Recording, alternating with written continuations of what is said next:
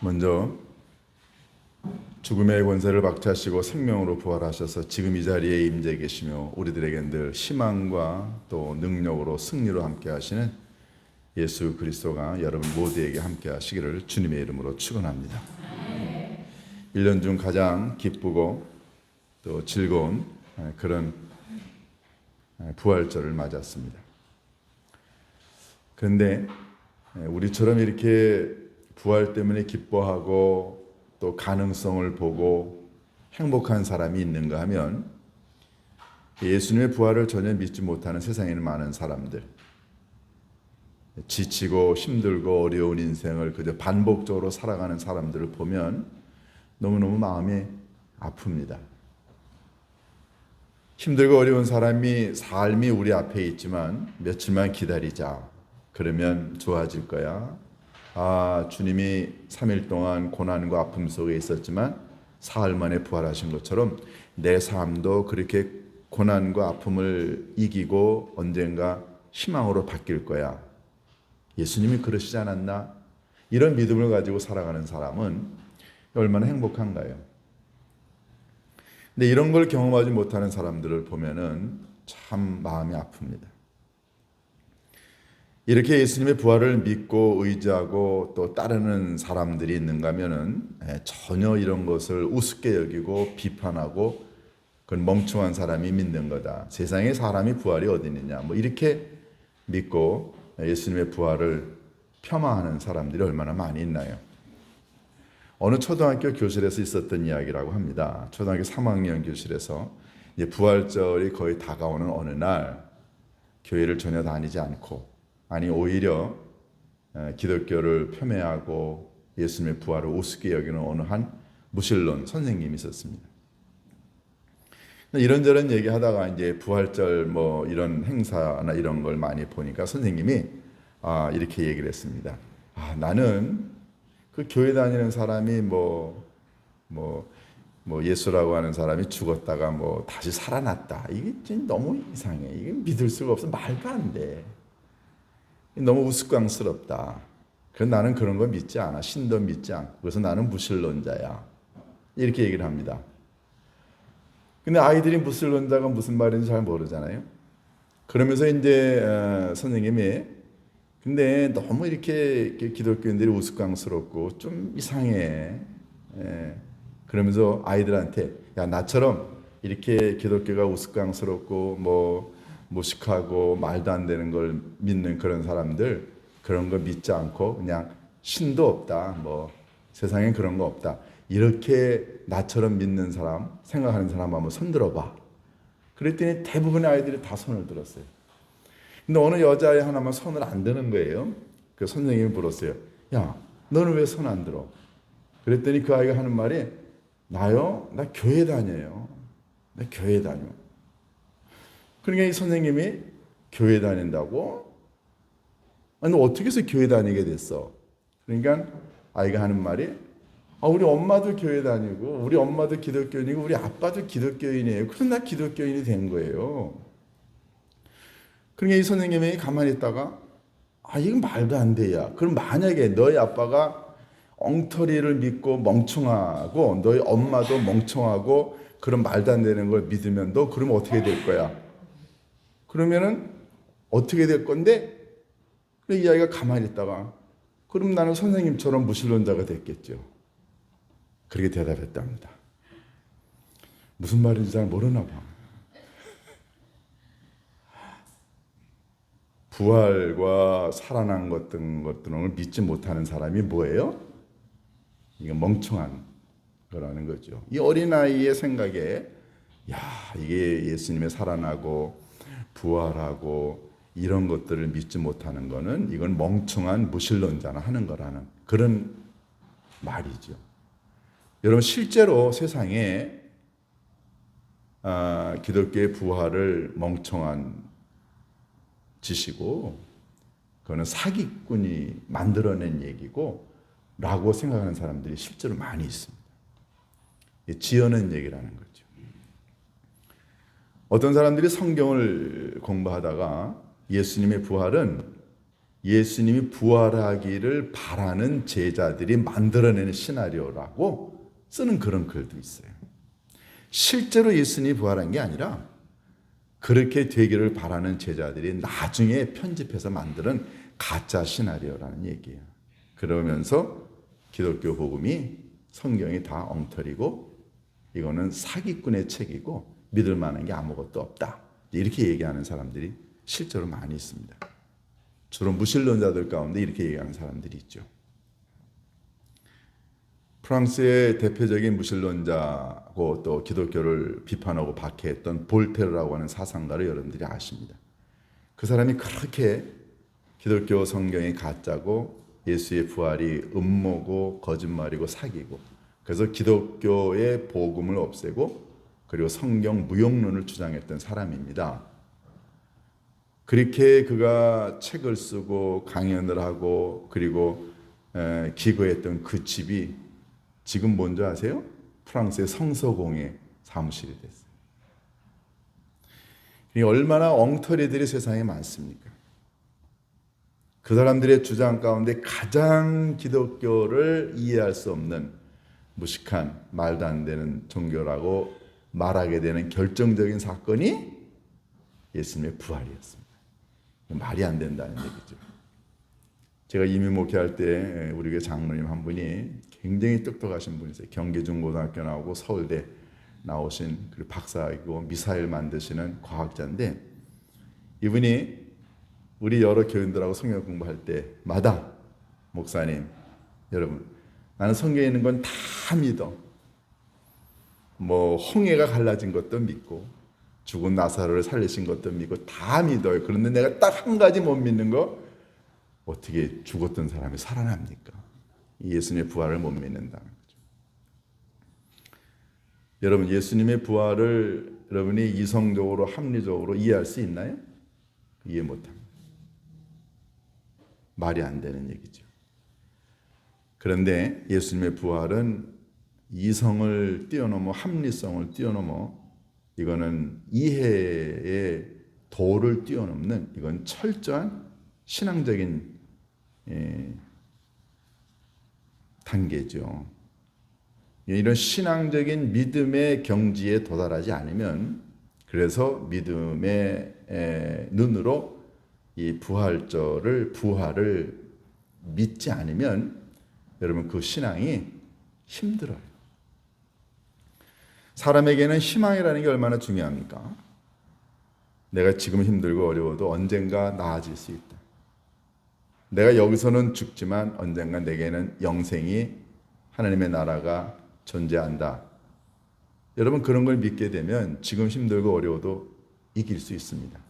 그 희망의 근거를 가져다 준 사건이 뭐였나요? 그게 부활이었습니다. 그래서 기독교는 부활 이전과 부활 이후로 나뉩니다.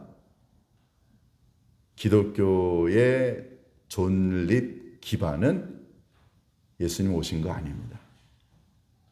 기독교의 존립 기반의 근거는 예수님의 부활이었어요.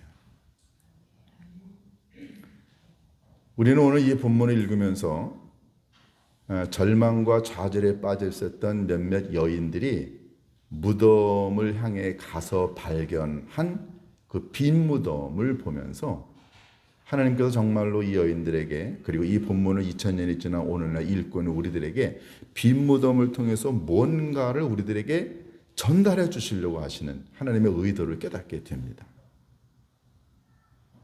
여러분 어느 누구도 무덤에 가까이 가려고 하지 않습니다. 뭐 저희가 사는 동네도 맨날 지나다닐 때 보면 무덤가를 지나다녀요. 화려하게 장식을 해놓습니다. 그런데 우리 동양 사람들은 무덤을 가까이 하려고 하지 않아요. 왜냐하면 무덤은 뭘 상징하나요? 그건 죽음과 절망과 아픔과 끝이라고 하는 것, 이별이라고 하는 것. 그리고 미래의 우리의 세계가 존재하지 않는다는 뭐 그런 여러 가지를 보여주죠. 그런데 기독교적인 배경으로 만들어진 서구 유럽은 공동묘지가 동네 한가운데 있습니다.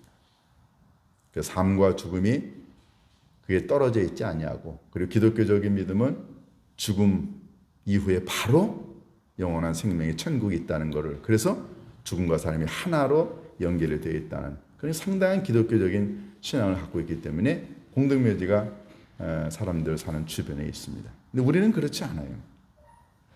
그러니까 늘 무덤을 이야기하고 그리고 무덤에 대해서 사람들이 논할 때에는 다 사람들의 얼굴이 어둡습니다. 근데 기독교에서 무덤을 이야기하고 나면 어떤가요? 이 무덤을 향해 뛰어갔던 여인들의 마음은 절망 그 자체였습니다. 힘들고 어렵고 미래가 없고 그리고 이제는 자기네들의 삶이 끝이고 얼마나 불안했을까요? 이게 전반적인 이야기입니다. 그런데 무덤가에 도달했던 이 여인들이 무덤 문이 열리고 그 무덤 안에 들어갔더니 예수님의 시신이 없어지고 예수님을 쌓았던 시신을 쌓았던 세마포만 놓여 있고 그 안에서 만난 천사의 이야기. 예수는 여기 있지 않다. 빈 무덤을 만났습니다. 그러면 아버지 하나님은 이 빈 무덤을 만난 이 여인들에게 뭘 전달해 주고 싶으셨을까요? 오늘 그 메시지가 여러분과 제가 듣고자 하는 메시지입니다.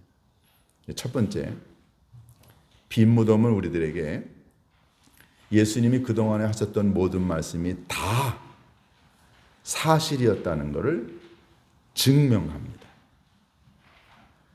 여러분이 복음서를 쭉 읽어가 보면은 예수님이 여러 차례 이런 말씀을 하신 걸 여러분들이 기억합니다. 내가 예루살렘에 올라가 장로들과 대제사장들과 서기관들에게 고난을 당하고 죽임을 당하고 그러고 난 다음에 예수님이 뭐라고 그랬어요? 제3일 만에 다시 살아나리라.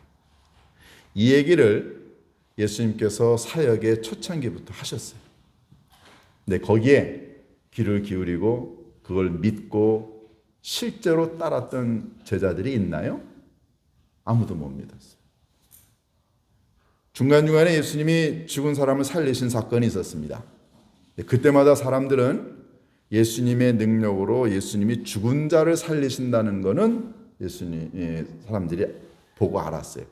그런데 그들은 예수님이 하신 말씀, 내가 고난받고 죽었다가 사흘 만에 다시 살아나리라고 하는 이걸 연결을 시키지 못했습니다.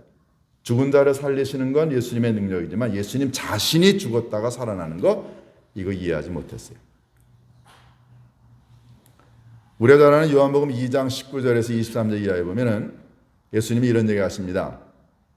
이 성전을 허물라. 그러면 내가 사흘 만에 다시 세우리라. 그랬더니 사람들이 이야기합니다. 여보시오, 이 성전 짓는데 46년 걸렸어. 근데 당신이 3일 만에 짓는다고? 우습게 여겼죠? 그런데 요한은 그 사건의 뒷부분에 뭐라고 얘기했습니까? 예수님이 사흘 만에 부활하시고 난 다음에야 비로소 제자들이 예수님이 사흘 만에 내가 이 성전을 다시 지으리라고 한 말이 예수님의 몸을 두고 한 말이라는 걸 이해하게 되었다라고 기록을 합니다. 근데 이 성전 정화 사건 예수님이 성경에 보면 2번 한 걸로 나와 있는데 이 말씀을 하신 거는 초창기였습니다. 이 말은 예수님은 초창기 때부터 예수님 자신이 부활하실 것을 여러 차례 이야기를 하셨어요. 다시 말해서 이 빈 무덤은 예수님이 그동안에 여러 차례 성경에 보면 한 20번 정도 예수님이 고난받고 죽으셨다가 부활하리라고 예언을 하셨는데 그 모든 말씀이 다 거짓이 아니고 사실이었다는 걸 증명하는 거예요. 여러분 가끔가다 이단 교주들이 이런 얘기합니다. 나 죽으면 내 시체 태우지 마라, 묻지 마라. 왜냐하면 나 언젠가 다시 살아나기 때문이다. 그래서 살아난 사람이 있나요? 아무도 없습니다. 왜요? 그들은 다 거짓말장이고 사기꾼이었기 때문에 그렇습니다. 코비드가 한참이었을 때 그 신천지의 이만희 맞나요? 예, 그분이 이제 병원에 입원했어요. 근데 간호사하고 의사가 보니까 병원에 왜 왔냐면은 더운 여름날 냉면 먹다가 체해가지고 왔어요. 그래가지고 왔어요. 그게 이제 신문 기사에 나오는데, 근데 그분이 평상시에 뭐라 그랬나요? 자기는 하나님 보내신 메시아라고 얘기했어요. 아마 메시아도 냉면 먹다가 체해서 병원 가는 모양이에요. 언젠가 그도 죽겠죠? 왜요? 자기 말로는 자기가 하나님 보내신 메시아고 구속의 완성자라고 얘기하지만 다 거짓말이고 사기꾼이기 때문에 그들의 죽음이 그들이 행했던 모든 것들이 다 거짓말이라고 하는 걸 증명합니다. 그런데 예수님의 부활은 빈 무덤은 예수님이 하신 모든 말씀이 사실이라는 걸 증명합니다. 이게 너무너무 다른 거죠. 그래서 우리는 빈 무덤을 볼 때마다 예수님이 그동안 하셨던 모든 말씀, 특별히 예수님이 죽으셨다가 사흘 만에 부활하시라고 하는 말씀이 진실이었구나 깨닫게 됩니다. 그래서 우리는 성경을 읽을 때마다 이 예수님의 부활이 실제로 일어났기 때문에 예수님이 하셨던 모든 말씀을 가감없이 하나님의 말씀으로 진실로 받아들이게 됩니다. 이런 가르침이 예수님의 말씀 이외에 또 있나요, 세상에? 두 번째, 빈 무덤은 우리들에게 확신을 가져다 줍니다. 어떤 확신인가요? 첫 번째, 예수님 십자가에 달려 돌아가실 때 이런 말씀을 하셨습니다. 아버지여, 저들의 죄를 용서하여 주옵소서. 예수님은 사역을 하시는 동안에 내내 많은 사람들의 죄를 용서해 주셨습니다. 그랬더니 사람들이 뭐라고 그랬나요? 아니, 저렇게 신성모독을 하는 자가 어디 있어? 어떻게 인간이, 목수가, 그리고 무슨 랍비라고? 아니, 어떻게 인간이 어떻게 다른 사람들의 죄를 용서해 주냐? 죄의 용서는 하나님만이 하시는 건데. 그래서 예수님을 불경건하다, 신성모독하다라고 한 거예요.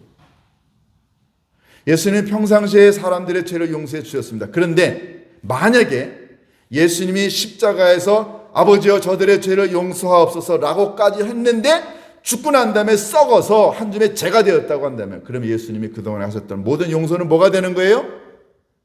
다 새빨간 거짓말이에요.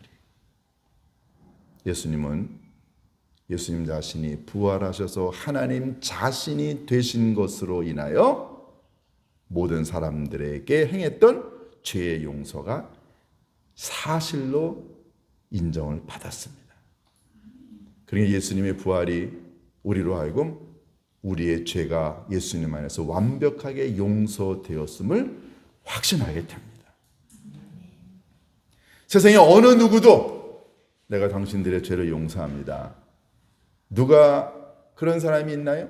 그렇게 얘기하고 난 다음에 만약에 죽었다고 한다면 그 말은 다 사람들의 환심을 사기 위한, 아니면 미친 자였을 겁니다. 그러나 예수님은 자신이 생명으로 부활하셔서, 다시 말해서 생명의 주관자가 되시고, 그리고 사제권을 갖고 계시는 아버지 하나님이 되셨기 때문에, 그래서 예수님의 용서는 그것이 사실인 것입니다. 우리는 예수님처럼 죽었다가 언젠가 예수님과 함께 천국에서 영원히 왕노릇할 것을 확신합니다. 왜냐하면 예수님이 부활의 첫 열매가 되셨다는 말은 뭔가요? 부활의 예수님을 믿고 따르는 우리 모두는 다 두 번째 열매, 세 번째 열매가 된다는 거죠. 저요, 언젠가 죽어서 여러분과 함께 하나님의 나라에서 여러분을 만날 수 있을 거라고 믿습니다. 왜냐하면 우리가 예수님과 함께 천국에서 영원히 살기 때문에 그렇습니다. 이런 확신을, 다시 말해서 예수님이 살아나셨고 예수님이 하나님의 나라에 가셨기 때문에 나도 예수님을 믿고 따르기 때문에 나도 언젠가 예수님과 함께 천국에서 만날 수 있다는 확신, 이걸 가능하게 한 건 예수님의 부활이었습니다. 세 번째, 빈 무덤은 우리에게 희망을 가져다 주었습니다. 사람이 살면서 고난을 당할 수 있습니다. 절망과 아픔을, 두려움을 경험합니다. 그런데 3일만 지내보자, 3일만 참아보자, 그러고 나면은 언젠가 내게도 다시 소생하는 회복의 역사가 있겠지. 우리는 그걸 어디에서 배웁니까? 바로 예수님을 통해 배웁니다.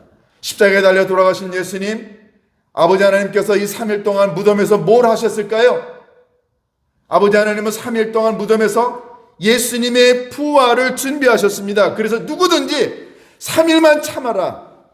제가 목회하면서 그런 건 너무너무 많이 경험합니다.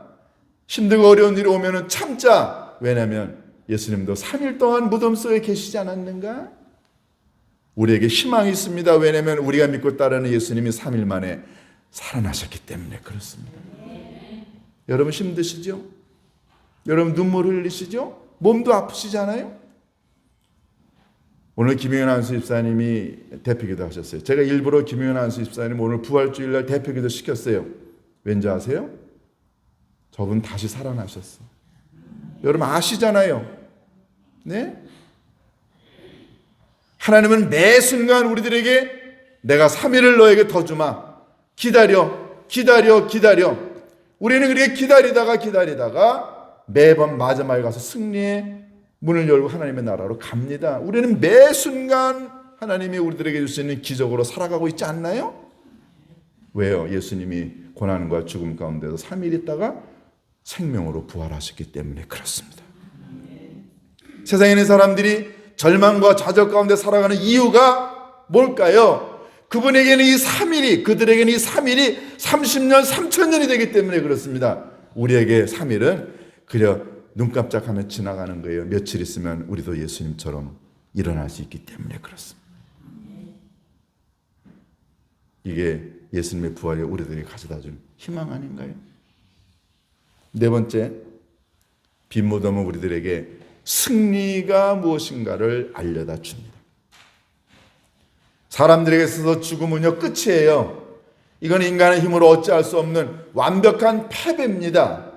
그러니까 죽음을 관장하는 사탄은 사람들에게 죽음을 가져다 줘서 내가 패했어, 너는 끝이야 라고 이야기하지만 예수님은 그 죽음을 부활로 정복하셨습니다. 그래서 예수님의 빈 무덤은 우리들에게 승리가 무엇인가를 알려다 줍니다.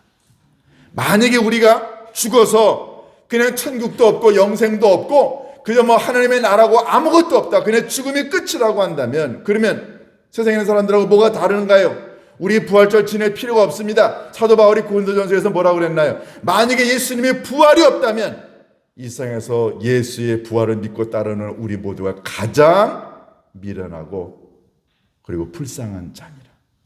여러분과 제가 불쌍한가요? 저요, 저 불쌍하다고 여기지 않습니다. 저처럼 수지 맞은 사람이 어디 있어요? 여러분과 제가 수지 맞은 사람 아닌가요? 왜요?